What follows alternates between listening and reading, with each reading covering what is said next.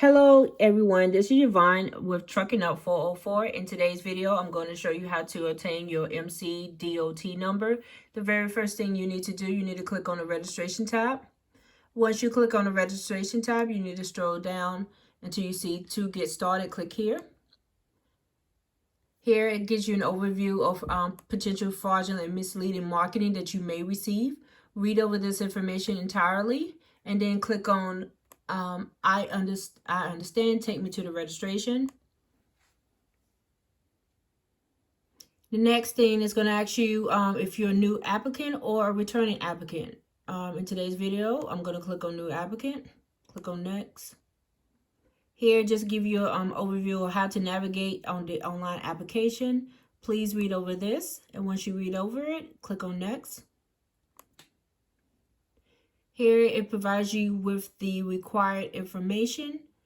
You will need a EIN number or a social security number, a Dun and Bradstreet number if applicable, and a company officers with titles, which is usually the owners. Here it talks about the financial responsibility. You read over that information as well, and then go ahead and click next. Here it talks about the designation of the process agent notice, which is the BOC3 form. You can read over this, and then once you read over this information, please click next. Here, the applicant may not engage in operation without registration and an active US DOT number. Read this over entirely and go ahead and click on next, please. Here is a certification and oath signature. The application certifications and oaths contained in this registration system must be signed by an authorized official. Once you read over this information as well, go ahead and click on next. Here, just letting you know the information collection notice. It indicates that this it may take you like an hour and 20 minutes per application, but usually it can take you 45 minutes to an hour. It really depends. Once you read over this information, please go ahead and click on next. Here it assigns me an applicant ID, which it will allow me to save my application and come back to it at a later time. Now, what we need to do now is go ahead and create a password. So let's go ahead and do that.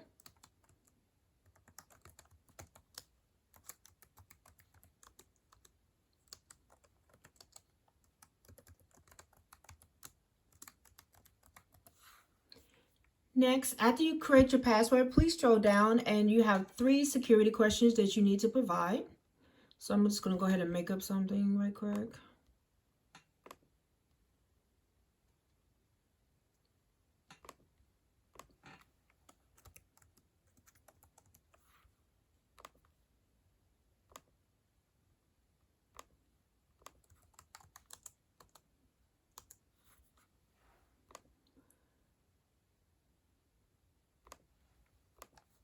Once you have provided your password, created a password, and also your 3 security answers, go ahead and click on next, please.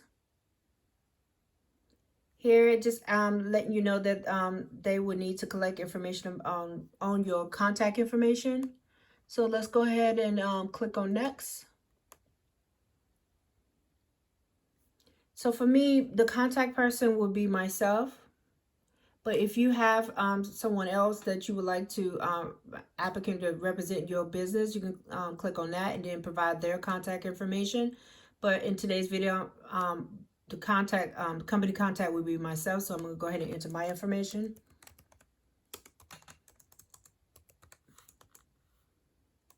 My title would be owner.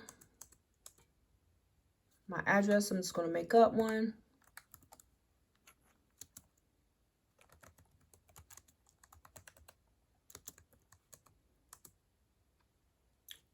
Now, I'm going to skip over the city and state and go directly to the postal code, because once I put the postal code in, it should auto-populate in.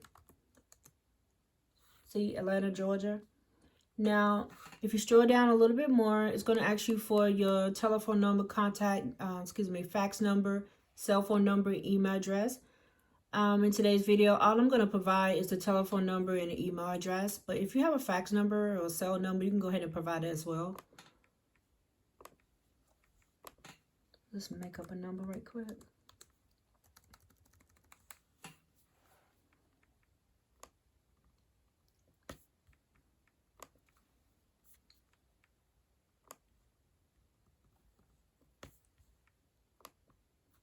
Put my email address.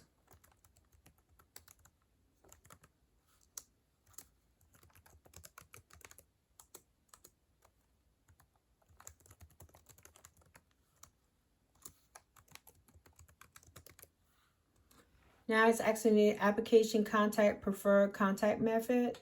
You can either be contacted by email or US mail, or even both. So in today's video, I'm just going to go ahead and click on both and then click next. Here's just telling me that the need to capture the business detail regarding the applicant. So go ahead and click on next, please. Does the applicant have a Dun and Bradstreet number? I'm going to put no because I do not have one, but if you do, go ahead and click on yes and then click next. The legal business name, I'm going to put my legal business name, which is a LLC, behind the official name. If you're a sole proprietor, you need to put the name that's you have listed on your driver license. So I have a LLC, so I'm going to go ahead and put what my legal business name is.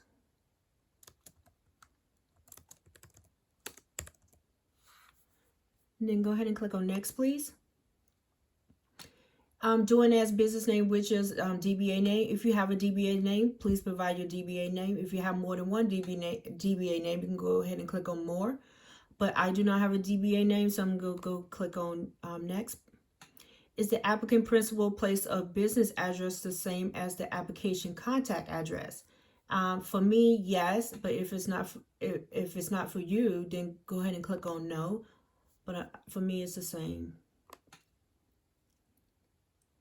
So it already auto-populate the principal place of business address. Now it wants me to verify whether or not my mailing address is the same as my principal. In my example, it is. But if your mailing address is different, please provide the correct address below. And click on next. Click on OK. Here you also provide your telephone number and fax number and cell phone number again. You might have to do this, I don't know, 2 or 3 times throughout the application. Provide this information. So I'm going to go ahead and provide my telephone number again.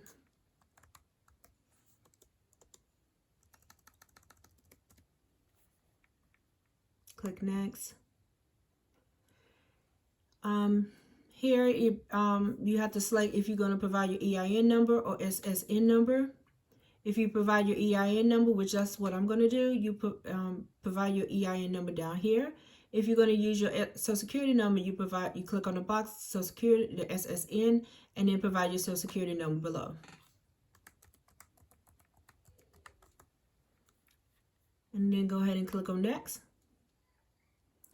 Here it asks, is the applicant a unit of government? If you do not know what that is, just hover over the link and it will provide you the information. But my business is not associated with any federal government, so I'm going to go ahead and click on no and click next. Here it's asking the business description, the business structure. So in my case, I am an LLC. If you're a sole proprietor, you click on that box. If you're a partnership, you click on that box, and so on and so on. Now it's asking me what state was my LLC registered in. It was registered in the state of Georgia. Click on next.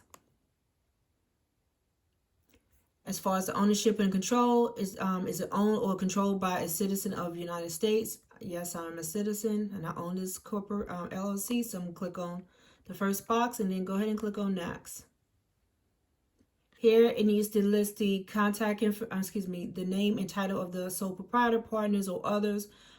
For me, I'm the company contact number 1, so which is my information again. So I click that box and I go ahead and provide my information again.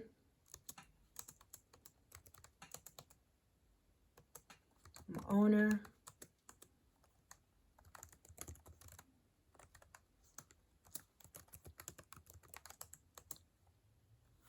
my telephone number again.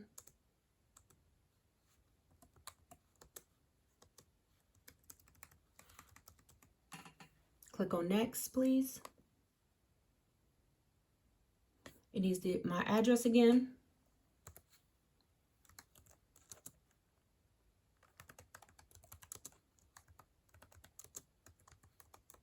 As I did before, I'm going to go ahead and skip the city and state. It should populate once I put the postal code in.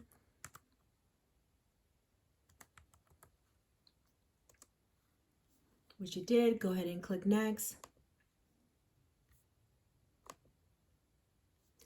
Now it's asking me to verify the information that I previously put in, make sure it's correct. If it's correct, now I can go ahead and click on next. If it's not, if you find any information is incorrect or you need to go back, just click on the links on the title or whatever and just click in it, and it should take you back to that question, and you can go ahead and make the correction and then click on the next button. Here it has the operational classifications. It tells you the carrier operation type and also tell you the carrier operation description. In today's video, I am a for hire carrier, so I will be associating myself as a motor carrier of properties. If you associate yourself as a for hire or private motor carrier that transport passengers, you'll be classified as a motor carrier of passengers, and so on and so on. So you can read over the descriptions. Then let's go ahead and click on next. Scroll up a little bit. So as far as this operation classifications, if you consider yourself in this classification, if you do not know what it means, here go the overall description.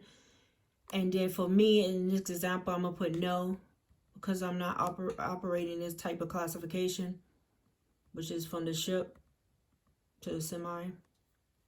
So go ahead and click on next.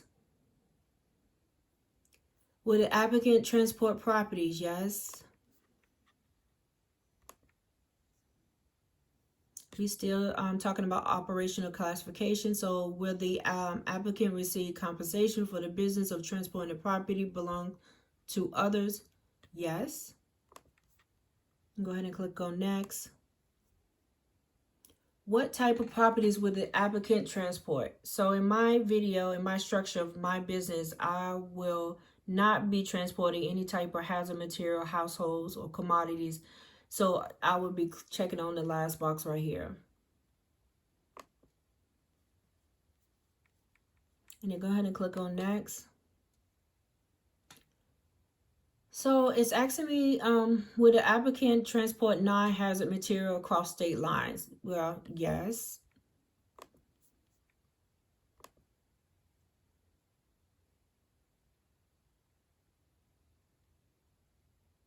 Will the applicant transport their own property? In my example, no, I will not. Will the applicant be transporting passengers? No.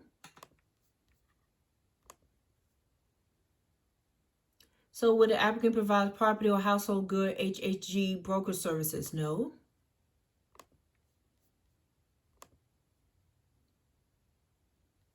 As I mentioned before, if you don't know what they are talking about, all you gotta do is just hover over the wording and it will give you the information. So, will the applicant provide freight forward services? If you do not know what that means, as I mentioned, just hover over it and read over the information. But in my example, no, I will not. And then they have a picture of what the meaning of it. Will the applicant operate a cargo tank facility?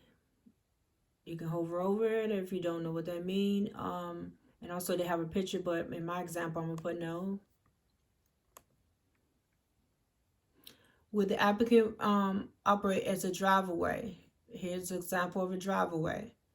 I would not be operating this way, so I'm gonna put no. Will the applicant operate as a towaway? Usually a towaway is like a tow truck, and you see the example. I'm gonna put no. So operational classification based on my answers and stuff, this is what they already auto checked it, check the box for me. But however, if they do, if it does auto populate, you know, what the classification based on your answers, and if you feel like you are also going to be carrying, like, let's say additional like household goods or motor vehicles, you can go ahead and check that box if it's not already checked for you. And then once you complete this section, I'm just going to scroll on so you can see everything. You go ahead and click on next. It just wants you to verify the information and make sure it's correct, which it is. And if it's not correct, just go ahead and click on the title or the question, and it should direct you back to the original where you can be able to change your answer at. So it's letting me know that some more additional information needs to be captured about the motor vehicle I plan to operate. And it's asking me to provide the number of non-commercial, was CMV, which is non-commercial vehicles the applicant plans to operate, which is going to be 0. Now, I'm going to be operating a semi-truck power only. But if you have a straight truck, you can go ahead and put how many you own and how many, as far as the term lease, if you do have a term lease, a trip lease, or and such and such. But as I mentioned, I'm only power only, semi-power only. So right here, I'm just going to put 0 all the way across. Now the truck tractor, I'm going to put, I own 1. Not leasing, so I'm going to put 0. 0. Now the trailer, I do not own a trailer. As I mentioned, I'm power only, so I'm going to put 0. And then the term, I'm going to lease a trailer, so I'm going to put 1. Put 0 for the rest. Once you complete this section, go ahead and hit next. Please provide a number of commercial vehicles the applicant will be operating in Canada or Mexico. For me, it's going to be 0.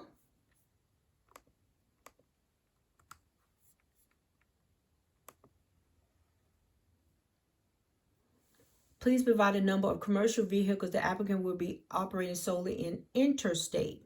So that's really is from state to state. So I only have 1 truck, so I'm going to go ahead and put 1. Now it's the same question, but this is asking you about intrastate, which is within the states. So for me, like I said, I'm going to be doing state to state. So here I will put 0.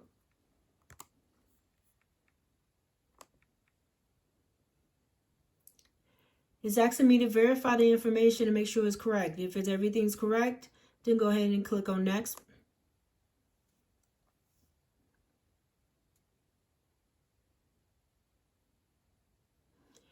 Here is they need to capture some information about the driver. So let's go ahead and click on next, please. Okay, so what is the number of drivers who will operate as an interstate within 100 air mile radius? For me, it's going to be 0. But as far as beyond 100 air miles radius, I'm going to travel more, which I'm going to put 1. And then I'm going to go ahead and click on next. The same thing for here. Now this is intrastate within the states, within 100 air miles radius and beyond 100 air mile radius. I'm going to put 0, 0 for both because I'm going to be doing interstate. And as I mentioned, if you don't know what intrastate is, you can just hover over the wording and it will tell you. So I'm going to read this. The driver transport passengers or property entirely within 1 state, and that is not part of their movement. So basically, it's just saying from state to state. So yeah, I'm putting 0 because I'm going all over the states. Okay, so what are the numbers of drivers with a commercial driver license? or a valid class A, B, C. So for me, I'm just going to put 1 because there's only one driver, which is myself. What are the number of drivers who will be operating in Canada or Mexico? I'm not going to Canada or no Mexico, so I'm going to go put 0, 0.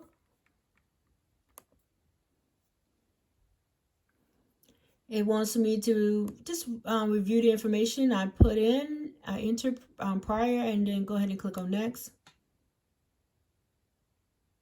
It needs to, they let me know that additional questions needs to be answered to determine my financial responsibility amount.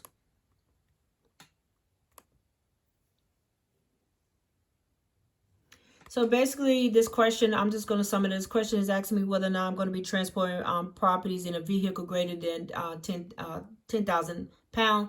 Yeah, my semi, yeah. So I'm going to go ahead and click yes. If your vehicle is less than 10,000, then less than 10,000, then you'll put no. But for me, like I said, I'm driving a semi, so it's going to be yes, and I'm going to click next. So right here, now it's telling me my my estimate on my financial minimum responsibility for liability is $750,000. So let me say something right here. Most brokers, when you deal, even though they're indicating that what you need is $750,000, most brokers will want you to have $1 million in liability. So even though it says 750, I would recommend you talk to your once you establish your insurance and let them know that you need $1 million in liability. So let's go ahead and click on next. Here it's indicating that additional details need to be collected in regards to my entity relationship. Okay, so this question is, does the applicant currently have, or within the last 3 years of date of filing this application, any type of relationship, any common stocks or any ownerships? For me, I'm just going to go ahead and put no because I don't. And you can read over this entirely because I'm just giving you a summary of what it's saying. Want me to verify my answer? Go ahead and click next. Here is a certification statement is coming up where I has to type in my name.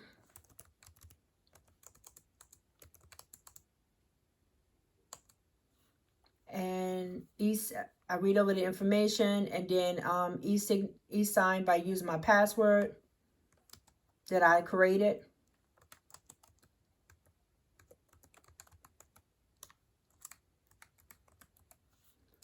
I'm the owner. Click next. So throughout the next page is gonna be compliance certification. So let's go ahead and click on next. You're gonna have to read over the different compliances, and then you gotta check the box that's saying you certify. So read over this information entirely, and then go ahead and click on yes, I certify. Same thing goes with this one. So just compliance certifications. Just read over this entirely. Click on yes, I certify. Okay, so this is another compliance certification. Does the applicant certify it is not currently disqualified from operating commercial motor vehicles in the United States? Yes, I certify. Here go another compliance certification. Please do read over this information entirely and click on yes, I certify once you read it.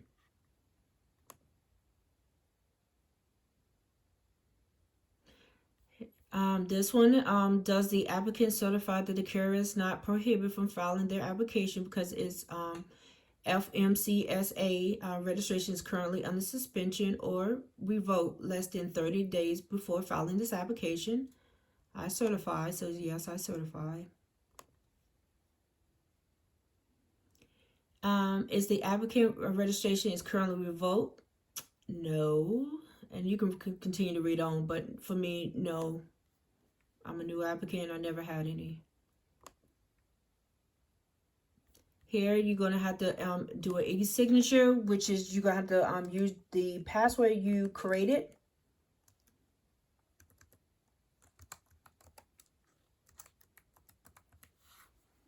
Okay, let's go ahead and click on next, please. You need to verify the information again. If anything looks incorrect or you need to change it, as I mentioned before, just go ahead and click over the title of the question, click on it, and it should take you back to that question, the original question. And then you can go ahead and change your answer. So let's go ahead and click on next. Everything looks correct to me. You read over this information. And then as far as the applicant oath, you have to sign again.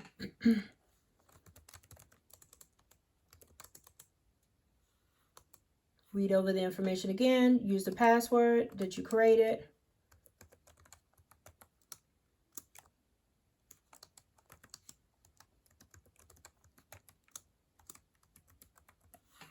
Title owner for me.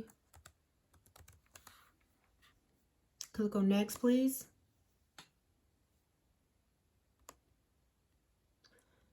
Okay, so here, register for company official FMCSA portal account.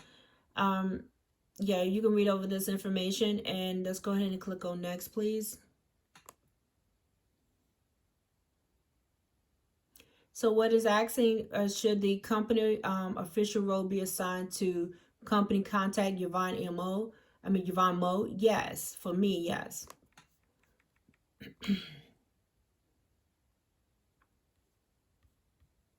Now it's asking me to, for the portal, I need to create like a user ID, and also the password and email address and the method of contact. So my user ID, I'm going to use, which is an email. Let me do.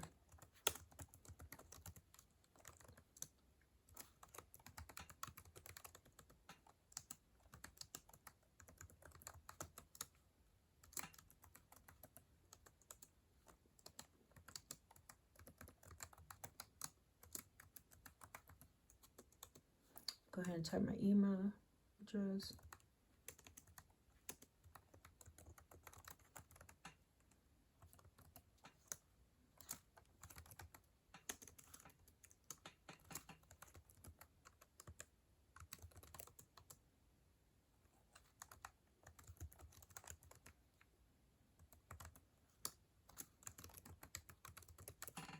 Here it's asking the method of contact, so I'm going to do both again. Click on the next. And it's asking me, would I like to use the same security questions that I previously entered? Yes.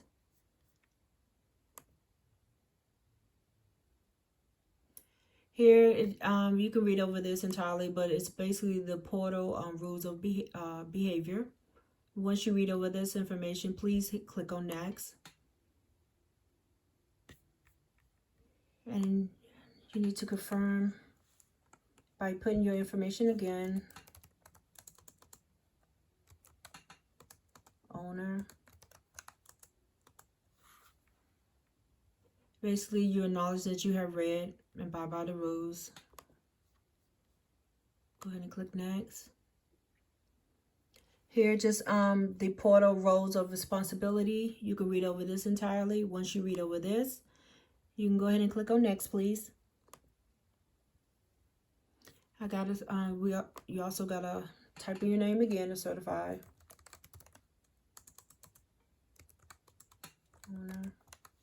You acknowledge and you're going to abide by the responsibility of this documentations. Click on next, please. So here, this is where it tells me my payment information for hire. So I'm going to be listed as for hire property carrier general freight.